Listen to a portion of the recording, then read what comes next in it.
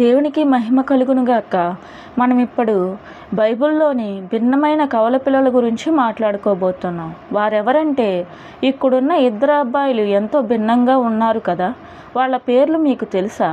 వేటాడుతున్నవాడు ఏసావు, గొర్రెలను కాస్తున్నవాడు యాకోబు.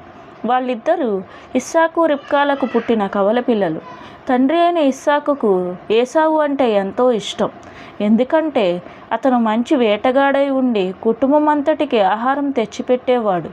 కానీ రిబ్కా యాకోబుని ఎక్కువగా ప్రేమించేది. ఎందుకంటే ఆయన నెమ్మదస్తుడు, శాంత స్వభావం కలవాడు. వాళ్ళ తాతయ్య అబ్రహాము అప్పటికి ఇంకా బ్రతికే ఉన్నాడు.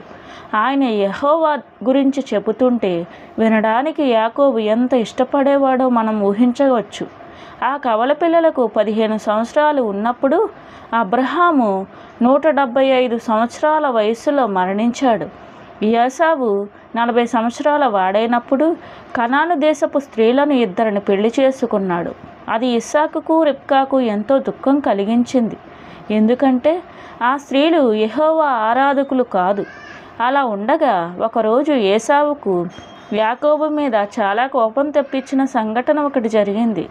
ఇస్సాకు తన పెద్ద కుమారుడికి దీవెన ఇచ్చే సమయం వచ్చింది.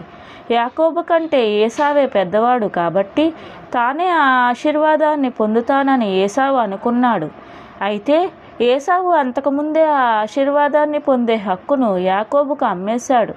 అంతేగాక వాళ్ళిద్దరూ పుట్టినప్పుడే ఆ ఆశీర్వాదాన్ని యాకోబు పొందుతాడని దేవుడు చెప్పాడు.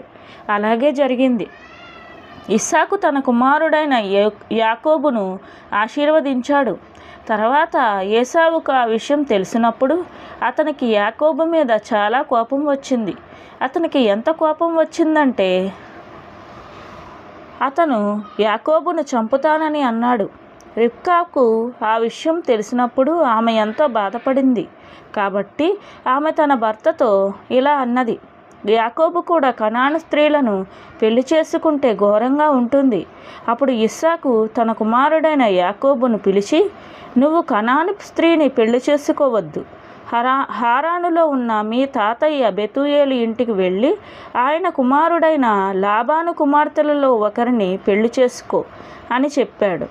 యాకోబు తండ్రి మాట విని వెంటనే తన బంధువులు నివసించే హారానుకు ప్రయాణం ప్రారంభించాడు. దీని ద్వారా దేవుని ఆశీర్వాదం పొందిన యాకోబు చిన్నవాడైనప్పటికీ జ్యేష్ఠత్వాన్ని కలిగి ఉండి తన తండ్రి దగ్గర నుంచి ఆశీర్వాదాన్ని పొందగలిగాడు. ఆమేన్.